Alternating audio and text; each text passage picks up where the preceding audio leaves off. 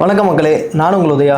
நான் உங்கள் நரேன். இது உங்கள் குருஷ்யா காணொலி. இன்னைக்கு நம்ம பார்க்க போகிற டாபிக், அதாவது நம்ம அன்னபூர்ணி இலவச சிலிண்டர் ஒரு ஸ்கீம் வச்சிருந்தார்ல, எலெக்ஷன் ப்ராமிஸ். அந்த 6 சிலிண்டரா? அந்த 6 சிலிண்டர் என்ன ஆச்சுன்னா 50-50 எடுத்துக்கிட்டாங்க. 3 சிலிண்டராக கொடுக்குறேன்றாங்க.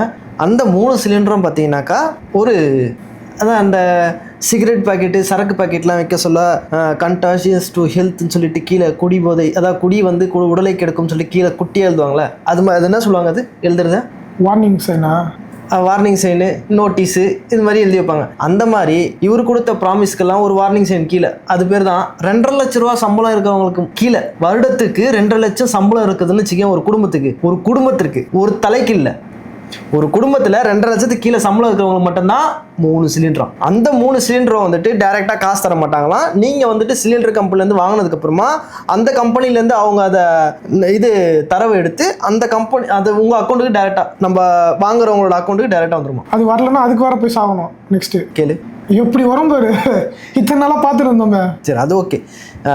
அது வந்துட்டு டிவிகே வாரியர்ஸ்லாம் வந்துட்டு ஒரு பெரிய இனிப்பு வழங்குற மாதிரி, அதாவது எங்கள் தளபதி வந்துட்டு சொன்னதை செஞ்சார்ல, இப்போ இனிஷியலாக செஞ்சுருக்காரு, மீதி பின்னாடி வரும் அப்படின்னு சொல்லியிருக்காங்க. டெய்லி காலைல வருது. ஆனால் எனக்கு என்ன கேள்வினா, 2.5 லட்ச ரூபா சம்பளம் வருடத்திற்கு அப்படின்னா குறைஞ்சது ஒரு கூலி தொழிலாளி ஒரு நாளைக்கு, அதாவது ஒரு கொத்தனாரோ சித்தாலோ அவங்களுக்கு ஒரு கையாலோ போய் வேலை செய்கிறாங்கன்னா, ஒரு நார்மலாக நம்ம வீட்டுக்கு ஆளுங்க வேலைக்கு வராங்கன்னா கூட நம்ம 500 ரூபாவது கொடுப்போமா? ஆமா. நார்த் இந்தியன்காரன் வந்து தமிழ்நாட்டில் வேலை செஞ்சா கூட அவனுக்கு ஒரு 400 ரூபா கொடுப்போம். சரியா? இப்போ அந்த குடும்பம்லாம் பார்த்தீங்கன்னாக்கா ஒரு 3 பேர் 4 பேர் வந்து ஒரு குடும்பத்துலேருந்து வேலை செய்கிறாங்கன்னா ஒரு நாளைக்கு அவங்க சம்பளம் குறைஞ்சபட்சம் 400 ரூபா கொடுத்தா கூட 1200. அப்போ ஒரு மாதத்துக்கு அவங்களோட சம்பளம் கணக்கு வச்சு பார்த்தா கூட 4 நாள் ஞாயிற்றுக்கிழமை இலவசமாக லீவ் எடுத்துக்கிட்டாங்க கூட வச்சுக்கோங்க, ஒரு 26 நாள் 1000 ரூபா வச்சாலும் 26,000 வருது. 26,000 வச்சா கூட 12 மாதத்துக்கு எவ்வளோ? 2.5 லட்சத்தை தாண்டி போயிடுது. அப்போ உங்களுக்கு சிலிண்டரே இல்லை. அதாவது கூலி தொழிலாளிகள்லாம் இல்லை, சிலிண்டர்லாம் தர மாட்டாங்க. கூலி தொழிலாளிக்கே சிலிண்டர் கிடைக்காது. யாருக்கு அந்த சிலிண்டர்? அது ஓகே. இப்போ யாருக்கும் சிலிண்டரே போகாத நிலைமையில இருக்குன்னு நமக்கு தெரியுது. ஆனா முதலமைச்சர் ஒரு கணக்கு சொல்றாரு, 1,30,16,000 சில்லற இத்தனை பேருக்கு இது வந்து பலன் தருமா? எனக்கு புரியல. அதாவது இத்தனை பேர் இல்ல, இத்தனை குடும்பத்துக்கு பலன் தருமா? மொத்தமே வந்துட்டு ஒரு 2.5 லட்சம் ரேஷன் கார்டு மட்டும்தான் இருக்கு. அதாவது 2.5 லட்சம் குடும்பங்கள் இருக்கு தமிழ்நாட்டில். இப்போ இதுல 1.25 மேல இவர் வந்துட்டு இப்படி கணக்கு வச்சாருன்னா, அப்போ அத்தனை பேரும் வந்துட்டு அடித்தட்ட மக்களா? அவங்கெல்லாம் வேலைக்கு போக மாட்டாங்களா? கூலிக்கு கூட போக மாட்டாங்களா? எப்படி அப்போ அந்த கணக்கு வரும்? சான்றிதழ் எங்கிருந்து வாங்குவாங்க? இவர் ஊழலே செய்ய மாட்டேன்னு சொல்றாரு. மினிமம் சார்ஜ், அதாவது ஒரு குடும்பத்துல 2 பேர் வேலைக்கு போறாங்கன்னா கூட சரி, ஒருத்தர் வேலைக்கு போனா கூட மினிமம் சேலரி என்னது தமிழ்நாட்டில்? டிவிகே வாரியர்ஸ் உங்களுக்கே தெரியும், மினிமம் சேலரி உங்க வீட்டுக்கு யாராவது ஒரு லேபர் வந்தா கூட 500 ரூபா தரமாட்டியா? அப்புறம் நீ வந்துட்டு 2.5 லட்சத்துக்கு எப்படி சம்பளம் தருவ? அதாவது ஒரு வருஷத்துக்கு ஒரு குடும்பத்துக்கு 2.5 லட்சத்துக்கு கீழே இருக்கவங்களுக்கு தான் சேலரினா யாரா சேலரி சர்டிஃபிகேட் தருவீங்க? அந்த மாதிரி அப்போ ஊழல் இல்லாத அரசுன்னு சொல்லிட்டு இங்கேயே நீங்க சர்டிஃபிகேட்ல ஊழல் கொடுப்பீங்களா? நீங்க இது அவங்க கிட்ட கேட்டு என்ன பிரயோஜனம்? நீங்கள் ஓப்பனாக கேட்குறீங்க, ஓப்பன் ஸ்ட்ரீமில் கேட்குறீங்க. நான் டைரெக்டாக ஒருத்தர்கிட்ட கேட்டேன். யாருக்கிட்ட? டிவிக்கு தற்கொலை ஒருத்தர் இருக்காரு. சரி, அவர்கிட்ட கேட்டேன். கேட்டதுக்கு என்ன சொல்லுங்க, உங்களுக்கெல்லாம் நல்லது பண்ணாலே பிடிக்காதா அப்படின்னு கேட்குறாரு. என்ன நல்லது பண்ணாரு? இது நல்லதா ஐயா? நான் என்ன சொல்கிறேன், ஜஸ்ட் அந்த சொன்ன விஷயத்தில் ஒரு ஸ்டெப்பு தான் எடுத்து வச்சிருக்காங்களா? சரி, நான் ரைட். அதுக்கு வரேன். நெக்ஸ்ட் நீங்க சொன்னீங்களே இந்த தரவு எங்கிருந்து எடுத்தீங்க, ப்ரூஃப் காமிங்க அப்படின்னு கேக்குறீங்களா? அதெல்லாம் எதுக்கு உங்களுக்கு காட்டணும்? என்கிட்ட கொஸ்டின் கேட்குறாரு. இப்போ உங்களுக்கு எதுக்கு நாங்கள் காட்டணும் ப்ரூஃப்? கவர்மெண்ட் பண்ணது பொதுமக்கள் கேட்குறோம் அப்படின்னா கேட்குறவங்களுக்குலாம் குத்துணர்வு. நீங்க எல்லாரும் கேட்டுன்னு இருப்பீங்க, உங்களுக்கு குத்துணர்வு போலாங்க அப்படின்னு கேட்குறாங்க. சரி, உங்க வீட்டில் எத்தனை பேர் வேலைக்கு போறாங்க? அவர்கிட்ட கேட்க வேண்டியதானே? இல்ல, ஒரு சேலரி எவ்வளவு தருவாங்க? இல்ல, நான் ஒரு யாருக்கும் கொடுக்க மாட்டேன்னு சொல்லிட்டு போ. சிட்டிசன் கவர்மெண்ட்டை பார்த்து கேள்வி கேட்கறா அப்படின்னு சொன்னா அதுக்கே உங்களுக்குலாம் தர முடியாதுன்றாரு. இதுல அவர் வீட்டுல இருந்து ஒரு கொஸ்டின் கேட்டா பதில் சொல்லுவார். அவர் யாருக்கும் கொடுக்க மாட்டேன்னு சொல்றதை எப்படி சொல்லியிருக்காரு நாசுக்கா? யாருக்கும் எப்படி கொடுப்பாங்க? எனக்கு புரியல. யாருக்கு கொடுப்பீங்க நீங்க? இங்க எல்லார் வீட்லயும் வேலைக்கு போவாங்கப்பா, ஒருத்தராவது வேலைக்கு போவாங்க. இந்த ரோட்ல தங்கிட்டு எப்படி அவங்க ரோட்ல வேலை செஞ்சுட்டு ரோட்ல தங்கிட்டு இருப்பாங்கல்ல, அவங்களுக்கு எல்லாம் இன்கம் சர்டிபிகேட் இருக்காது. அப்போ நீங்க ஊழல் நடக்குது, கரெக்டா? நீங்க சர்டிபிகேட் காமிக்கணும். அப்போ எங்க இருந்து நீங்க சர்டிபிகேட் வாங்குவீங்க? என்ன சொல்லி வாங்குவீங்க? அப்போ சர்டிபிகேட் வாங்குறதுல ஊழல் நடக்கும். எப்படி? இது எங்கேருந்து எப்படி புரிய வைக்கிறது? எங்களுக்கு புரிய வைங்க தயவு செய்து. இந்த டிவிகே வாரியர்ஸ் அந்த 2.5 லட்சம் சேலரின்னு சொன்ன ஒரு வேர்டு இருக்குல்ல, அது ஒரு குடும்பத்துக்குன்னு சொல்லியிருக்கீங்க. ஒருத்தருக்கு சொல்லியிருந்தா கூட ஓரளவுக்கு சமாதானமாகும். ஏன்னா நம்ம போகிற இடத்துலலாம் இன்டர்வியூ இடத்துலலாம் கேட்பாங்க, நம்ம ஒரு ரெஸ்யூம் கொடுக்கறதுக்கு முன்னாடி நம்ம பார்ப்போம் எவ்வளோ சேலரி தராங்கன்னு. Per annum 2.5 lakhs to around 7 lakhs 6 lakhs அப்படி போட்டு வச்சிருப்பாங்க. அது ஒருத்தருக்கு, அதுவும் பர் ஆனம் சொல்லி போடுறது. அந்த 2.5 கீழே வரப்ப இடே எனக்கு கூலி ஆளுங்க எல்லாருமே அந்த சேலரி வந்துருதேடா, எப்படி அப்புறம்? சரி ஓகே. ரொம்ப இதுல வேற டிவிக்கு சப்போர்ட் பண்ற எல்லாருமே யூடியூப் சேனல் வச்சுருக்காங்க. யூடியூப்ல இன்கம் வரல, அதுவே 2 லட்சம் தாண்டி போவோம் வருஷத்துக்கு. ஆமா கண்டிப்பா. அவங்க மாசம் வேணா அவ்வளோ, ஏன்னா அவ்வளவு தற்கொலைஸ் இருக்கு. அவங்களுக்குலாம் ஒண்ணுமே கிடைக்காது.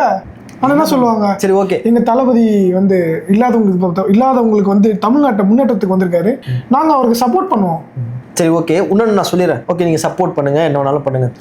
இப்போ திமுகவையும் அதிமுகவையும் நீங்க எதுக்கு வெறுத்தீங்க? ரீசன் என்ன? அவங்க கிட்டே கேட்கணும். ஊழல் பண்ணாங்க, சரி, மக்களை பத்தி கவனிக்கல, மக்களை பத்தி யோசிக்கல, தமிழ்நாட்டோட முன்னேற்றத்தை பத்தி யோசிக்கல. அவங்க இந்த மாதிரி நிறைய சொல்லலாம். சரி, இப்போ மக்களை பத்தி யோசிக்காம ஒரு விஷயம், அதுக்கு ஒரு எக்ஸாம்பிள் நான் சொல்றேன். மக்களை பத்தி யோசிக்காம இருக்கிறதுனா, இந்த மாதிரி கான்ட்ராக்டர்ஸ்ட் எல்லாம் நீங்க பில்டிங் ஒர்க்கோ இல்ல பிரிட்ஜ் கட்டுறதோ இது மாதிரிலாம் கொடுக்குறீங்க. அப்போ அவங்க வந்துட்டு பொதுமக்களுக்கு பாதிப்பு வர மாதிரி ஏதாவது ஒன்று பண்றது தானே. இப்போ நான் என்ன கேட்குறேன், இந்த வாரம் அண்ணா நகர்ல நேத்தோ இன்னைக்கோ நடந்த ஒரு விஷயம், சம்பவம் என்னன்னா, பொதுப்பணித்துறைகள், அதாவது மழைநீர் கால்வாய், ஓகே, அதை வந்து வெட்டுறாங்க. சரிங்களா, அது கன்ஸ்ட்ரக்ஷன் ஒர்க் போகுது. ஒரு வாரமா வந்துட்டு இவங்க தோண்டி போட்டு போயிட்டாங்க. அந்த சைடு யாருமே வரல, திரும்பி அதை ரிப்பேர் ஒர்க் பண்ண. ஒரு வாரத்துக்கு முன்னாடி ஒரு அந்த சைடா போகக்கூடிய ஒருத்தர் வந்துட்டு பைக் அங்க பார்க் பண்ணிட்டு கடைக்கு போயிருக்காரு. திரும்பி வந்துட்டு அந்த பைக் எடுக்கும் போது எர்த் ஷாக் அடிச்சிருக்கு. ஓகேவா, அதை வந்துட்டு அங்க பக்கத்துல இருக்கவங்கலாம் பார்த்தோன்னே அங்க இருக்கவங்க இபிக்கு ஃபோன் பண்ணி சொல்லியிருக்காங்க, ஐயா தயவு செய்து வந்து பாருங்க, இங்க வந்துட்டு இது ஏதோ ஷாக் எர்த் அடிக்குது அப்படின்னு. அப்போ எலக்ட்ரிசிட்டி டிபார்ட்மெண்ட், அதாவது நம்ம மின்சாரத்துறையில் வந்துட்டு ஊழியர்கள் வந்து அது என்னன்றதை பார்த்துட்டு ரிப்பேர் பண்ணிட்டோம், அது ஜஸ்ட் எர்த்து தான் அப்படின்னு சொல்லிட்டு போயிட்டாங்க. அந்த ஒரு வாரம் கழிச்சு ஒரு பெண்மணி, ஒரு மாணவியே அதை சொன்னாங்க, அவங்களுக்கும் பார்த்தீங்கன்னா அந்த மாதிரி காலில் எர்த்து ஷாக் அடிச்சுது. அவங்களும் அந்த இடத்துல கூட்டமாக பார்த்துட்டு என்னடா இதுன்னு சொல்லி போயிட்டாங்க. அதுவும் கடையில் சொல்லியிருக்கு. அப்போ அவங்களுக்குள்ள பேசிட்டாங்க, என்னடா இது வந்துட்டு ரிப்பேர் பண்ணிட்டு போனாங்களே அப்படின்ட்டு. இன்னைக்கு ஒரு பெண்மணி அந்த இடத்துல இறந்துட்டாங்க நைட். ஷாக் அடிச்சு. அவங்களுக்கு ஒரு பொண்ணு, அந்த பொண்ணும் பார்த்தீங்கன்னா கல்யாணம் ஆகி கணவன் கூட இல்லாமல் இருக்காங்க, கை குழந்தை இருக்கு. இவங்க அம்மா வந்து வெளியில வேலைக்கு போறவங்க, அவங்க அம்மா தான் பார்த்துக்கிறாங்க அவங்கள. அந்த பொண்ணு ஒரு கஷ்டப்பட்டு அழுவுது, எனக்கு யாருமே இல்லை அப்படின்ட்டு. இப்போ நான் என்ன கேட்குறேன், இந்த சிச்சுவேஷன் இப்போ நீங்கள் ஒரு கான்ட்ராக்ட் ஒர்க் போகுது, 3 மாதம் ஆச்சா? இப்போ இந்த ஒர்க்கெல்லாம் வந்துட்டு மானிட்டர் பண்ணுற டீம்லாம் யார் இருக்கும்? எலக்ட்ரிக்கல் இபி சம்மந்தப்பட்டவங்க, அந்த கான்ட்ராக்டர்ஸு, இவங்களெல்லாம் வந்துட்டு பிடிக்கணுமா பிடிக்கூடாதா? அந்த கான்ட்ராக்டருக்கு நீங்கள் பேமெண்ட் கொடுப்பீங்களா கொடுக்க மாட்டீங்களா? பேரிகேட் பண்ணணும், சேஃப்டி இருக்குது, இதெல்லாம் இருக்கா இல்லையா கான்ட்ராக்டில்? இல்லை அப்படியாப்பட்ட கான்ட்ராக்ட் இருந்ததுன்னா உங்களை இந்த மக்கள் தேர்ந்தெடுத்திருக்காங்களே, 100 நாள் ஆச்சு. இந்த மாதிரி பாதிப்பு அடையக்கூடிய எந்த ஒரு வேலையாக இருந்தாலும் அதை நிறுத்தணும்னு சொல்லி நீங்க எத்தனை கான்ட்ராக்டை கேன்சல் பண்ணிருப்பீங்க? வந்தோடனே என்ன சொன்னீங்க? எல்லா கான்ட்ராக்டும் நாங்க கேன்சல் பண்ணிருக்கோம், எதெல்லாம் வந்துட்டு ஊழல் நடக்கிற மாதிரி இது சம்பந்தம் இல்லாத பிட்டிங் இருக்கு, எல்லாத்தையும் கேன்சல் பண்ண சொன்னாங்க. இப்போ ரீசெண்டா ஒரு கான்ட்ராக்ட் சைன் பண்ணாங்களே, யாரு டிஎம்கே ஆரம்பிச்சு வச்சது பிப்ரவரியில, அது என்ன கான்ட்ராக்ட்? அது பிப்ரவரியிலயா? டிஎம்கே ஆரம்பிச்சு வச்சு போனதை இவங்க சைன் பண்ணாங்களே இப்போ. இது நம்ம சூயஸா? என்ன ஒர்க்கு வந்துச்சு? பரந்தூரா? இல்ல, பரந்தூர் கேன்சல் ஆயிடுச்சு. வேற என்ன கரெக்டாக ஞாபகம் இல்லை. ஆனால் இவங்க வந்து இப்போ ஆகஸ்ட்ல சைன் பண்ணாங்க ஒரு விஷயத்த, அதுக்கே என்ன பதில் சொன்னாங்க? அதை கொண்டு வந்ததே டிஎம்கே தான். அதுதான் என்ன ஒர்க்? இவங்க ஜஸ்ட் சைன் தானே பண்ணாங்க அப்படின்னு சொல்லிட்டு டிவிகேலுக்கு இவங்க சப்போர்ட் பண்றாங்க. அதாவது என்ன ஒர்க்கு? அதுதான் எனக்கு தெரியல. நம்ம பேசணும் அந்த வீடியோ பற்றி. அது நீ வந்துட்டியா? என்ன ஒர்க்? நம்ம நிறைய பேசிட்டு இருக்கோம். பெரிய கான்ட்ராக்ட்னா அது தூக்கி கொடுத்துட்டாங்க. ஐயோ, பெரிய கான்ட்ராக்ட் தூக்கி கொடுத்துட்டாங்க, எனக்கு மறந்துச்சு. சரி ஓகே, முதல்ல பார்த்தீங்கன்னா இப்போ டிஎம்கே ஏடிஎம்கே இவங்கெல்லாம் வந்துட்டு லஞ்சம் ஊழல் அதுக்கப்புறம் பாதுகாப்பு இல்லாத ஒரு சூழ்நிலை உருவாக்குறாங்கன்ற காரணம் தானே. ஆனால் இங்கே அது மாதிரி ஒன்று திரும்பவும் நடக்குதுன்னா அப்புறம் என்ன டேஷுக்கு நீங்கள் அதிகாரத்தில் இருக்கீங்க? இப்போ முட்டு கொடுக்குற வாரியர்ஸ்ட்டு தானே நாங்கள் இதை கேட்கணும். கொத்து சமாதானம், இப்போ கறி துண்டு போடுறாங்க, எலும்பு துண்டு போடுறாங்க, கத்தின்னு இருக்குதுங்க. உண்மையிலே உப்பு சோத்துல உப்பு போட்டு துண்டுறதா அதெல்லாம் கத்தாதுங்களே. உண்மையிலே சூடு சொரணை கோவம் இதெல்லாம் வருமே, மானம் ஈனெல்லாம் வருமே. ஏன் அதிகமாக சொல்ல போனா, அதாவது அட்வொகேட் நெல்சனுக்கே சூடு சொரணை இருக்கு. இந்த பாலிமர் நியூஸ்ல வந்துட்டு இந்த மன்மத வணக்கம் சொன்ன அந்த எம்எல்ஏக்கு இவர் வந்துட்டு கமெண்ட் போடுறாரு, அண்ணன் சிஎம் அண்ணன் தயவு செய்து இதெல்லாம் கொஞ்சம் கண்ட்ரோல் பண்ணி வைங்கண்ணே. அவர் என்ன கமெண்ட் பண்ணாருன்னா, இது எனக்கு மட்டும்தான் இரிட்டேட்டிங்கா இருக்கா இல்ல அப்படின்னு கேக்குறாரு. ஓகே, உங்களுக்கெல்லாம் உள்ளுக்குள்ள ஒரு ஆதங்கம் இருக்கு, என்னடா நம்ம இவ்வளவு முட்டு கொடுக்குறோம், திரும்ப திரும்ப எவ்வளோடா முட்டு கொடுக்க முடியும், கொடுத்த காசுக்கு வேலை செய்யணும். அது வீடியோ போடுறது பிசினஸ், அந்த பிசினஸ் எத்திக்ஸ்னு ஒன்று இருக்கு, அது வாங்குற இடத்துக்கு ஏற்ற மாதிரி குழப்பம் நடத்தணும். ஸோ ஒரு இடத்துல ஒரு டாஸ்க் கொடுக்குறாங்கன்னா அதை 100% பண்றாப்புல, அப்படியே பொது வேலையில வர சொல்ல உண்மையிலேயே நார்மல் பர்சனா மாறுறாப்புல, ரியாக்ட் பண்றாப்புல. சந்தோஷம் தானே. ஒரு விஷயமும் நீங்க அப்படி பண்ணீங்கன்னா வீடியோ போடுறது உங்க பொழப்பு, பண்ணுங்க. அதுக்கு வர ப்ராப்ளத்தை நீங்க ஃபேஸ் பண்ணுங்க. சரி, இப்போ ஃபைனலாக ஒரு இடத்துக்கு வருவோம். அதாவது மேகமலை, எனக்கு வந்து ஒரு பர்சனலாக இன்ஸ்டாகிராமில் ஒரு மெசேஜ் வருது, சரிங்களா? ஓகே. அந்த மெசேஜில் பார்த்தீங்கன்னா அந்த காணொலி நான் உங்களுக்கு காமிச்சேட் பண்ணேன் பாருங்க. அந்த மேகமலையை சேர்ந்த விவசாயிங்க பேசுறது இன்ஸ்டாகிராமில் வரேன். ஐயா வணக்கம், நாங்கள் தேனி மாவட்டம் மேகமலை பஞ்சாயத்தில் வாழ்ந்துக்கிருக்கோம். இப்போ நான் சொல்கிறது வந்து சென்ட்ரல் கவர்மெண்ட்டுக்கு போகுதோ இல்லையோ, மாநில கவர்மெண்ட்டுக்கு இது கண்டிப்பாக போயே ஆகணும். சென்ட்ரல் கவர்மெண்ட் வந்து இப்போ ஒரு தீர்ப்பு அறிவிச்சிச்சு, ஹைகோர்ட்லேருந்து சுப்ரீம் கோர்ட்லேருந்து. என்ன சொன்னாங்க அப்படின்னா, இது புலிகள் காப்பகம். ஐயா நாங்கள் வந்து குறைச்சி வச்சாலும் ஒரு 150 வருஷம் வாழ்ந்துக்கிருக்குமையா. எங்கள் கிளவி தண்டட்டி இருக்குல்ல, தண்டட்டி இது இங்கே வரைக்கும் தொங்குமையா. அப்போ எங்கள் கிளவி வந்து எந்த காலத்து கிளவி அப்படின்றது நீங்கள் சொல்லுங்கயா. எங்கள் தாத்தன் இருக்காப்புலையா, எங்கள் தாத்தன் கோமன் கட்டி வாழ்வாப்புல. உங்களுக்கு தெரியாது, நாங்கள் வந்து 150 வருஷத்துக்கு முன்னாடி வாழ்ந்துவீங்க. இதுக்கு எல்லா ரெக்கார்டும் உங்ககிட்ட காட்டியாச்சு நாங்கள் இருந்தும். இப்போ நீங்கள் மறுபடியும் தீர்ப்பை வழங்கிக்கே இருக்கீங்க. சொல்லுங்கயா, இந்த வருஷம் சட்டம் போடுறீங்க, அது தெரியுதா? அதுக்கு முன்னாடி சட்டம் போட்டிருக்கீங்க, அது மக்களுக்கு தெரியுதா? இப்ப போலீஸ் வந்து பைக்கில் ஓனமாக்கு மறைக்கிறாங்க, லைசன்ஸ் இருக்கா, ஹெல்மெட் இருக்கா, அவங்க இந்த சட்டத்தை சொல்லியிருக்காங்கயா. ஆனா உங்க சட்டத்தை சொல்லிக் கொடுக்கறதுக்கு ஒரு பள்ளிக்கூடத்துலயாவது நீங்க சொல்லி கொடுத்தீங்களாயா? மலைவாசி மக்களையா, நான் மலைக்குள்ளே இருக்கேன், வேற வழி எங்க வாழ்வாதாரம் இல்லை, இதை விட்டு பொழப்பு இல்லை, ஒண்ணு மண்ணோட சாகனே பார்ப்போம். ஐயா மகாபாரதத்திலே சொல்லியிருக்காங்கய்யா, மகாபாரதத்திலே சொல்லியிருக்காங்க, கர்ணே வந்து நல்ல வள்ளல்தான், யாருக்கும் தீங்கு நினைக்காத ஒருத்தன்.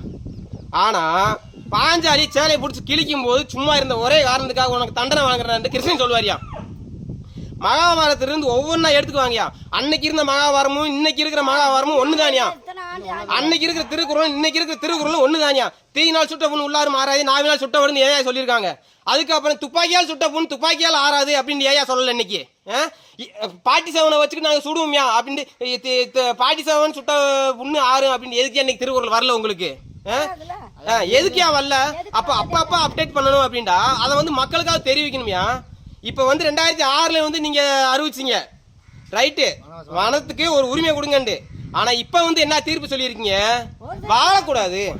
என்னங்கயா அது நியாயம்? புலிகள் காப்பகம்ன்றது எங்களுக்கு ஒரு நல்ல விஷயம் தானியா. அது எங்க வரைக்கும் பட்டா கொடுத்துருக்கீங்களோ அதுக்கு அங்கிட்டு நீங்க வந்து அளவீடு பண்ணி என்னமோ பண்ணிட்டு எடுத்து போங்கயா. எங்களோட மக்களோட வாழ்வாதாரத்தை வந்து நீங்க கெடுக்க கூடாதியா.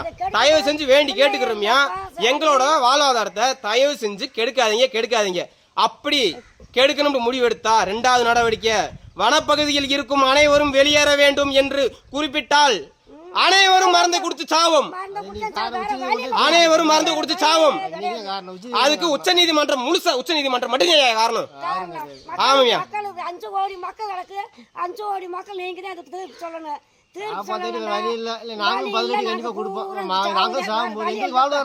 ஆனா நீங்க சொல்றீங்கயா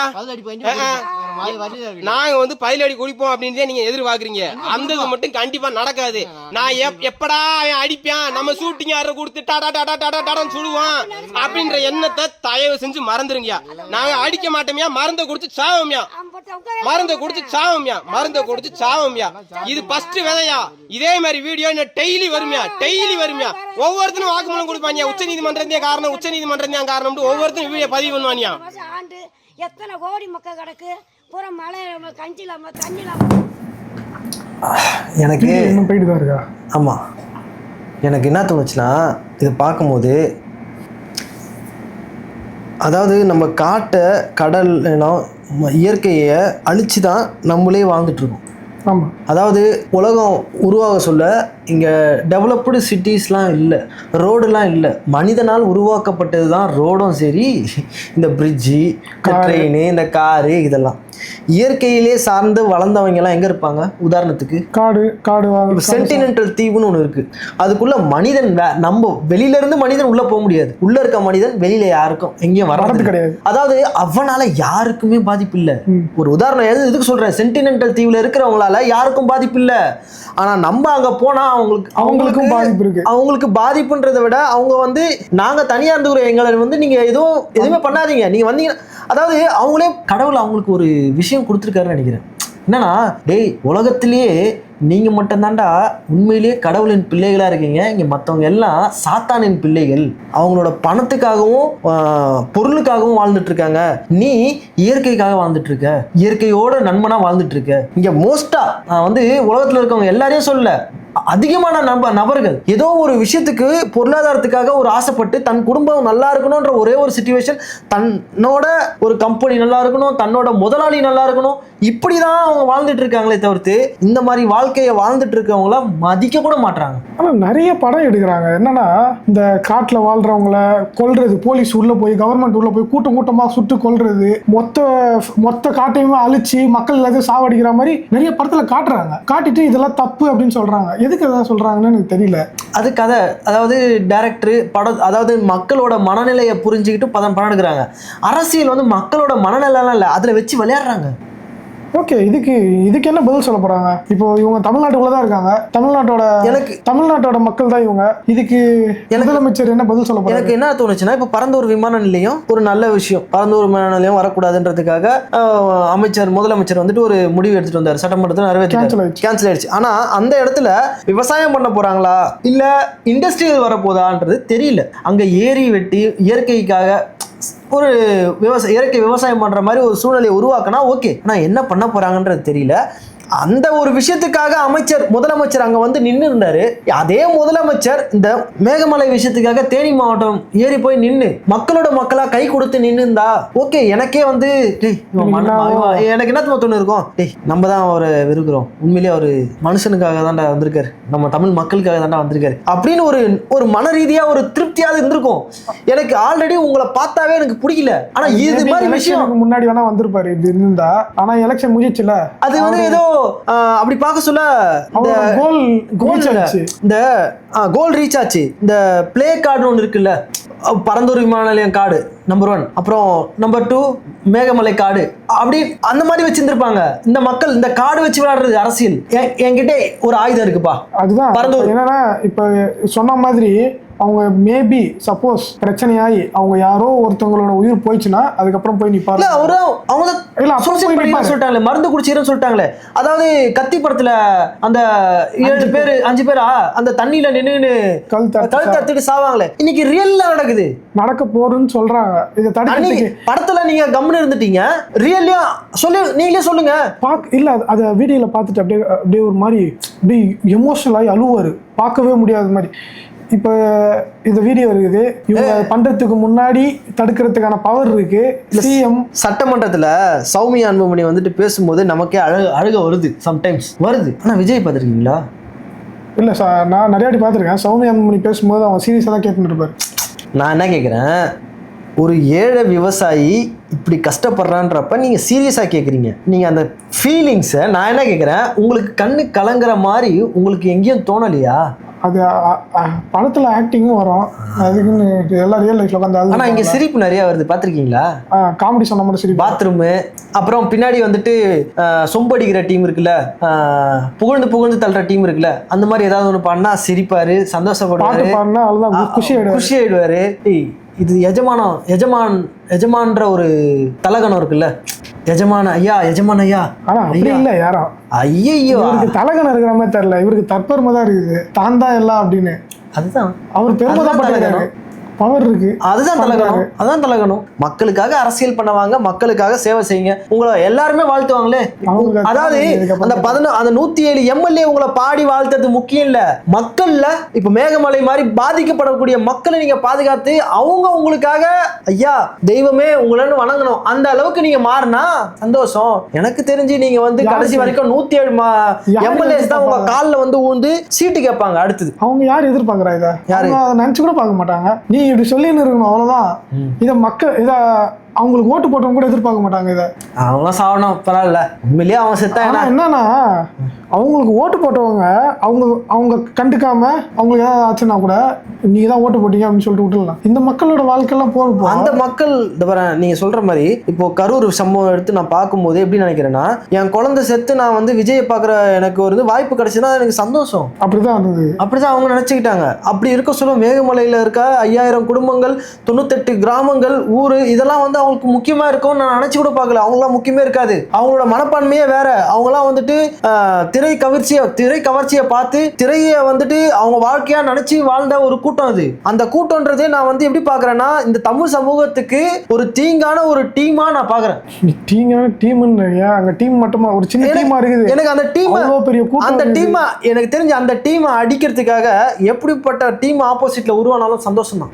ஏன்னா இங்க 5000 குடும்பத்தை கொஞ்சம் கூட கருணை கூட எட்டி பார்க்காத இந்த டீமை எதிர்க்கிறதுக்கு எல்லாரும் ஒன்னா சேர்ந்தா சந்தோஷம் தான். பாப்போம் யார் யார் ஒன்றும் சேர போறாங்கன்னு. எனக்கு வந்து 4 நாளுக்குதா, ஆகஸ்ட் 28 அதான் 4 நாள். அதுக்கு தான் நான் இந்த காணொலியை போடலாம், அதனால தான் நான் பண்ணேன். சரி ஓகே, நல்ல 4 நாள்ல தெரியும். நல்ல காணொலியை போடணும்ட்டு நானும் தினந்தோறும் பேசிட்டு இருக்கேன். மக்களுக்கான ஒரு நல்ல சந்தோஷமான ஒரு விஷயம் எப்போ வரும்னு பார்த்தீங்கன்னா வெயிட் பண்ணி பார்ப்போம். மக்களை சந்தோஷமா வச்சுக்கிட்டா இவங்க பாலிடிக்ஸே பண்ண முடியாது. அதுதானே சொன்னாங்க இவங்க, நாங்கள் மக்களை சந்தோஷமா வச்சுப்போம், 234 பேர் நாங்களா இருப்போம் அப்படிதான் சொன்னாங்க. ஒருவேளை எனக்கு எப்படின்னு தெரியல, மேலே இருக்கிறவரை சந்தோஷமா வச்சுட்டா 234 இவங்களா இருப்பாங்களோ தெரியல. சரி மக்களே, இன்னும் நல்ல வீடியோ திரும்ப சந்திப்போம். அதுவரை உங்களிடம் விடைபெறுவது உங்கள் உதயா மற்றும் உங்கள் நரேன். பாய்.